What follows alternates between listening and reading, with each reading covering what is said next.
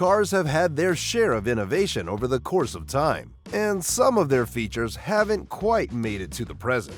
Although the features were put in because of their popularity, convenience, or just style, they fell victim to changing tastes, safety standards, and advancing technology.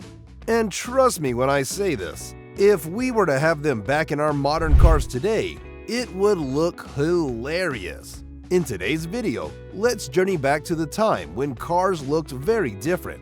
So without any more delay, let's start. As much as we hate smoking today, it was highly acceptable and even encouraged in the olden days of the 20th century.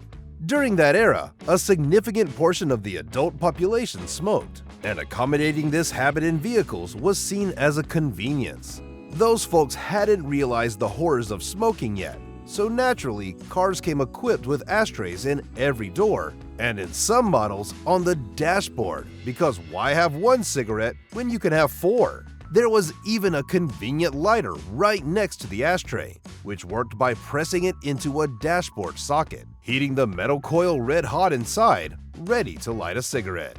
But as awareness was created and people learned how bad smoking was, car manufacturers phased out ashtrays and lighters in favor of more useful in-demand features like power outlets and USB ports.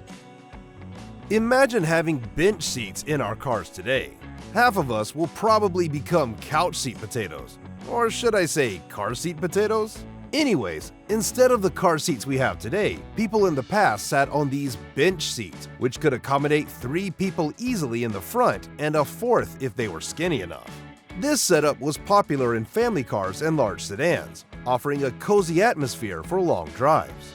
However, bench seats lack the individualized support and safety features found in modern bucket seats, which led to their gradual phasing out. Plus, modern bucket seats do look sportier. People gradually chose the new style, and that's how bench seats went out of fashion. And by the way, I'll tell you about an unbelievable defect of a compulsory safety feature of our cars today, which old cars didn't have later in the video. So stay with me till the end. Non-collapsible steering columns were a standard feature in early automobiles, consisting of a rigid metal shaft connecting the steering wheel to the steering gear. The driver could change gears without reaching down to the center of the car like today. While providing a direct mechanical connection, these columns posed significant safety risks in the event of a collision. If the car was in an accident, let's suppose, the protruding column could transmit force directly to the driver, increasing the likelihood of severe injuries, particularly to the chest and head. So with time, car manufacturers recognized these dangers and developed the center gear column in a car, which is typically called the gear shifter.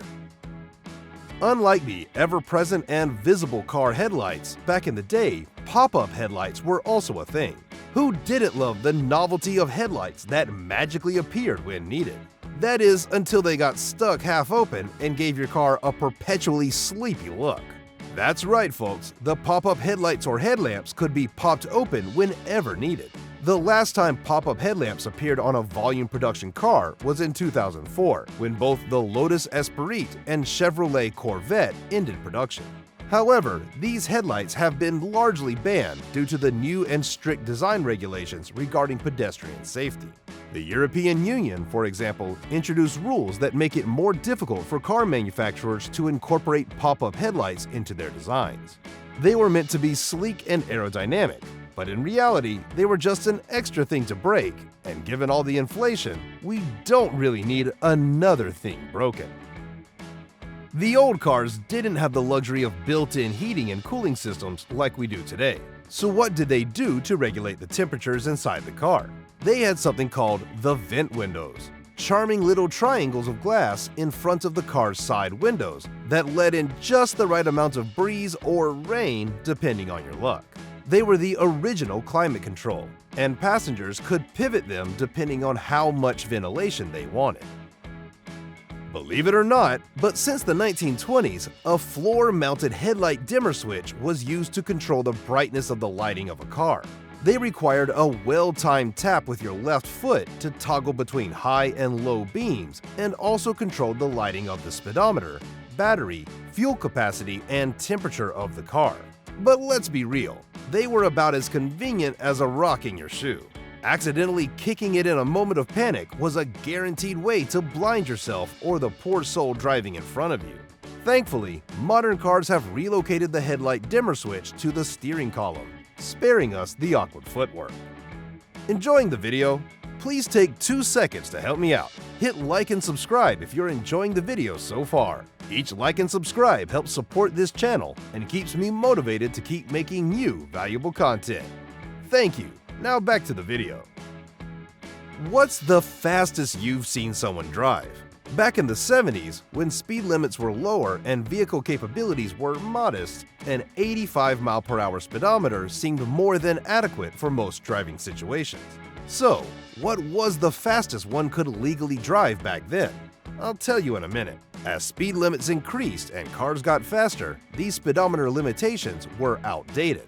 They couldn't keep up with the growing capabilities of modern vehicles, making it hard to know just how fast you were really going. It was actually a federal law for cars to have a speedometer limit of 85 mph, and cars were allowed to reach only a maximum of 55 mph. Remember hand-cranked windows in old cars?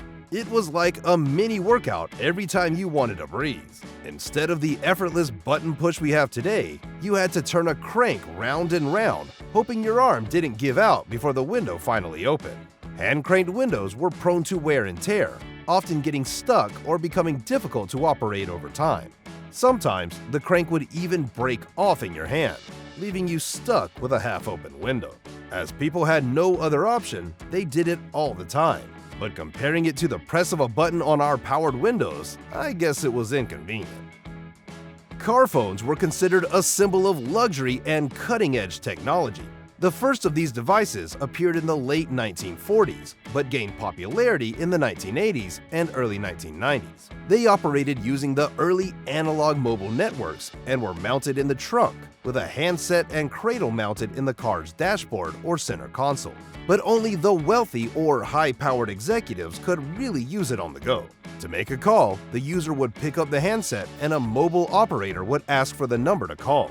Today, we look at these car phones as a nostalgic reminder of an era when staying connected from the road was a novelty. It's shocking to think that old cars once only had lap belts, providing minimal protection. These simple belts, just strapped across the waist, were the standard in vehicles before 1959. Although it's better than having no seatbelt at all, it wasn't an injury-proof design. You see, back then, there was still a lot of public resistance to wearing seatbelts. People believed that they were unnecessary for short trips, and even felt like a loss of freedom. The design began to change in the late 1960s, when safety research showed the severe limitations of lap belts. By the 1970s, 3-point seatbelts, which included a shoulder strap crossing the chest and lap belt, started becoming the norm. And today, we can't even think about driving without wearing a seatbelt, half due to safety concern and half because no one wants a fine. Have you seen any old cars with a flashy ornament sticking out on the end of the hood? Well, hood ornaments were once iconic symbols adorning the front of cars and were considered elegant and prestigious. However, as automotive design evolved, hood ornaments began to fade from prominence for several reasons. Firstly, concerns over pedestrian safety emerged. Hood ornaments posed a risk of injury to pedestrians and drivers in the event of a collision. Plus, advancements in aerodynamics and fuel efficiency led to smoother, sleeker car designs without the need for a protruding ornament. To be honest, people started to go for a cleaner and minimalist look rather than a flashy one. And so hood ornaments gradually became a nostalgic relic of automotive history, replaced by more understated branding and design elements. Now, tell me which car innovation you think is the most strange or interesting. Write it down below. Thanks for watching, and now check out this video on the screen next. I'll see you there.